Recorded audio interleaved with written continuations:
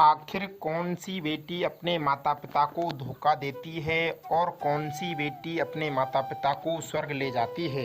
जय श्री कृष्णा मित्रों, स्वागत है आप सभी का एक बार पुनः आपके अपने इस YouTube चैनल पर। मित्रों, आखिर कौन सी बेटी अपने माता पिता को स्वर्ग की ओर ले जाती है और कौन सी बेटी अपने माता पिता को बदनाम कर देती है, अपने माता पिता को धोखा दे देती है। मित्रों, आज का ये हमारा प्रसंग है, ये बड़ा ही ज्ञानवर्धक है और आज के इस प्रसंग के माध्यम से हम जानेंगे कि आखिर कौन सी बेटी अपने माता पिता को धोखा देती है, कौन सी बेटी अपने माता पिता को समाज में मुंह दिखाने के लायक नहीं छोड़ती।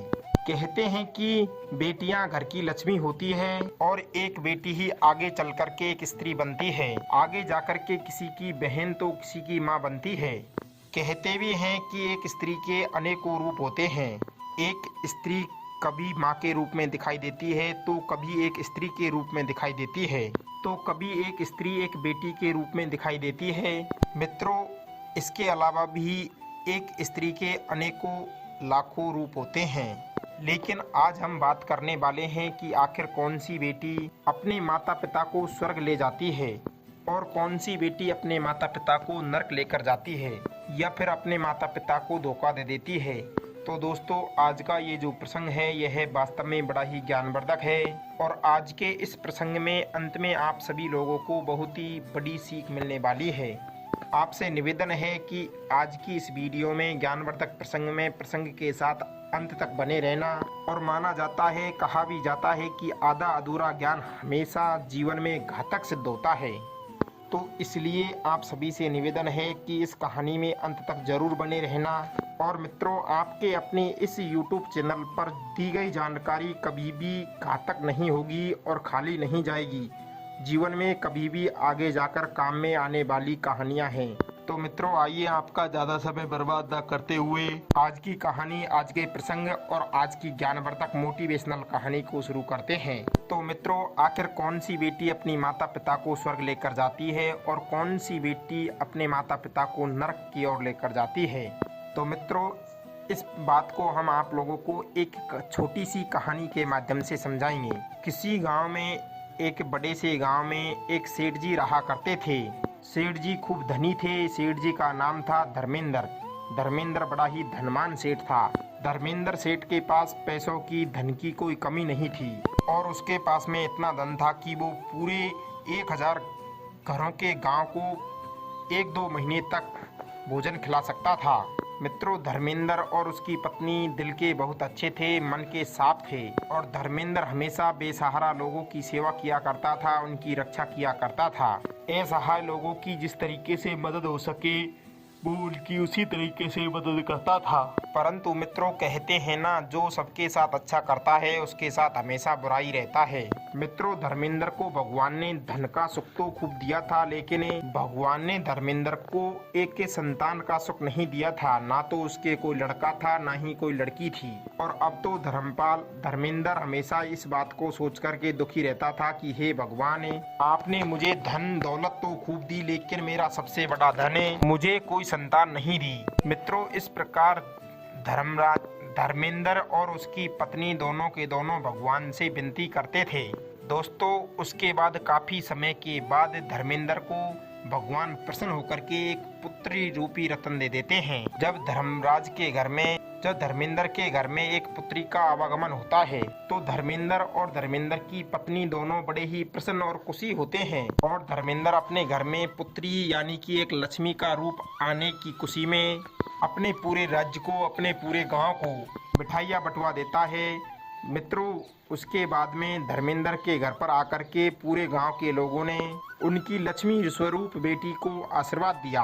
अब तो धीरे धीरे दिन दोगुना रात चौगुनी धर्मेंद्र की बेटी बड़ी होने लगी और धर्मेंद्र की उस पुत्री के नक्शे बड़े ही सुंदर थे और साथ ही धर्मेंद्र और उसकी पत्नी अपनी उस रूपवान सुंदर बेटी को खूब आदर सत्कार करते थे। और उन्होंने दोनों, धर्मेंद्र और उसकी पत्नी ने दोनों ने अपनी बेटी को खूब अच्छे संस्कार दिए और अच्छी शिक्षा दी। और मित्रों, कहा जाता है कि एक संतान को, एक शिशु को माता पिता जैसा ज्ञान देते हैं वैसा ही उसको लगता है। बंधुओं, इस प्रकार धर्मेंद्र ने अपनी बेटी को खूब अच्छे संस्कार दिए अब धीरे धीरे धर्मेंद्र की बेटी बड़ी होने लगी और जैसे जैसे बड़ी होने लगी तो धर्मेंद्र को अपनी बेटी के विवाह के बारे में उसके विवाह की चिंता सताने लगी। दोस्तों अब तो धर्मेंद्र और उसकी पत्नी दोनों अपनी बेटी के विवाह के बारे में सोचने लगे। उधर धर्मेंद्र बहुत ही वृद्ध हो चुका था और अब हमेशा बीमार सा रहने लगा था। धर्मपाल अपनी बेटी के लिए एक अच्छा सा रिश्ता ढूंढ लेता है। धर्मेंद्र अपने मन में सोचता है कि क्या पता कब मैं इस धरती से स्वर्ग की ओर लोक पधार जाऊं, लेकिन मैं स्वर्ग लोक जाने से पहले अपनी पत्नी का विवाह जरूर करूंगा और अपने स्वयं के हाथों से उसे विदा करूंगा। मित्रों, इस प्रकार सोच करके धर्मेंद्र अपनी पुत्री का विवाह एक अच्छे से घर में, खानदानी घर में कर देता है। मित्रों, विवाह होने के बाद काफी समय बीत जाता है और कभी कभार धर्मेंद्र अपनी बेटी को मिलने के लिए अपने घर बुला लेता था और कभी कभी धर्मेंद्र खुद अपनी बेटी से मिलने के लिए चला जाता था। मित्रों, इस प्रकार चल रहे थे। साल 2 साल निकल गए, लेकिन एक बार धर्मेंद्र को अपनी बेटी से मिले हुए काफी दिन बीत गए थे। उधर धर्मेंद्र की बेटी को भी अपने पिता से मिले हुए काफी दिन हो चुके थे। मित्रों, एक दिन की बात है, धर्मेंद्र बैठा हुआ था और उसे उसकी बेटी के ससुराल वालों की ओर से एक संदेशा आता है। तो धर्मेंद्र घर से अपनी बेटी के ससुराल की ओर, अपने समदाने की ओर चला जाता है। वहां जाते हैं तो धर्मेंद्र को अपने उसके समधी बैठे हुए दिखाई देते हैं। तो धर्मेंद्र अपने समधी के पास जाकर बैठ जाता है। अब तो समधी के पास बैठ कर के धर्मेंद्र जी अपने समधी से बातें करने लगते हैं और थोड़ी बहुत देर बाद चाय आ जाती है। तो धर्मेंद्र अपने समदाने में समधी के पास बैठे हुए चाय पीने लगते हैं। तो धर्मेंद्र देखते हैं कि उनके कप में फीकी चाय आई है। तो इसे देख करके धर्मेंद्र बड़ा ही शर्मिंदा होता है और धर्मेंद्र सोचता है कि मेरे घर में फीकी चाय बनती है और इसी तरीके से यहाँ पर भी फीकी चाय बनती है। मित्रों, थोड़ी ही देर बाद जब धर्मेंद्र भोजन करने जाता है तो देखता है कि केले के पत्तों में भोजन सजा करके भोजन खाता है। उधर अपनी पुत्री के ससुराल में भी धर्मेंद्र जी यही देखते हैं। धर्मेंद्र यह सब देख करके बहुत ही ज्यादा अचरज में रह जाता है। मित्रों, धर्मेंद्र भोजन कर लेता है और भोजन करने के उपरांत धर्मेंद्र अपने घर तो अच्छा सोवा वाला पानी पीता है और अपने समदाने में जाकर पीता है तो उसे वहां पर भी उसी सूप का पानी मिलता है। मित्रों, कहने का मतलब कि जैसे सेठ धर्मपाल के घर होता था उसी प्रकार का उसने अपनी बेटी के ससुराल वालों के वहां देखा है। और धर्मेंद्र मन में सोचता है कि मैंने तो ऐसा सोचा कि ये हमसे अलग रहते होंगे, हमारी तरह खान पान नहीं होगा, लेकिन उसे सेम वैसा का वैसा ही मिला। मित्रों, अंत में जाकर के धर्मेंद्र जी अपनी पुत्री से मिलते हैं, अपनी बेटी से मिलते हैं और धर्मेंद्र अपनी बेटी से कहता है कि बेटी, मैंने तुझे संस्कार देने में कोई कमी नहीं छोड़ी और मुझे गर्व होता है कि आज तुम मेरे संस्कारों पर खरी उतर रही हो। जैसे हमने तुमको संस्कार दिए हैं वैसे ही तुमको संस्कार लगे हैं और तुमने उसका खरा पालन भी किया है।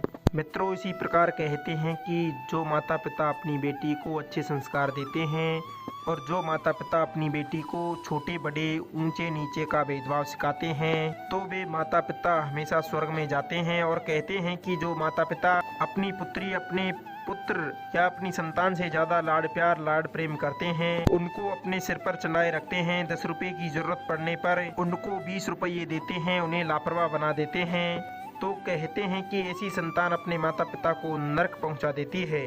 तो मित्रों, यह थी आज की हमारी कहानी। आज का प्रसंग आपको पसंद आया हो तो लाइक करना, कमेंट में मैसेज करके हमें ज़रूर बताना और इस चैनल पर पहली बार मेहमान दर्शक बंधु बनकर आए हैं तो प्लीज़ चैनल को सब्सक्राइब करना। मिलते हैं अगली वीडियो में नई चर्चा के साथ, नई ज्ञान चर्चा के साथ। आप सभी का बहुत बहुत धन्यवाद। जय श्री कृष्णा मित्रों, जय महाकाल दोस्तों।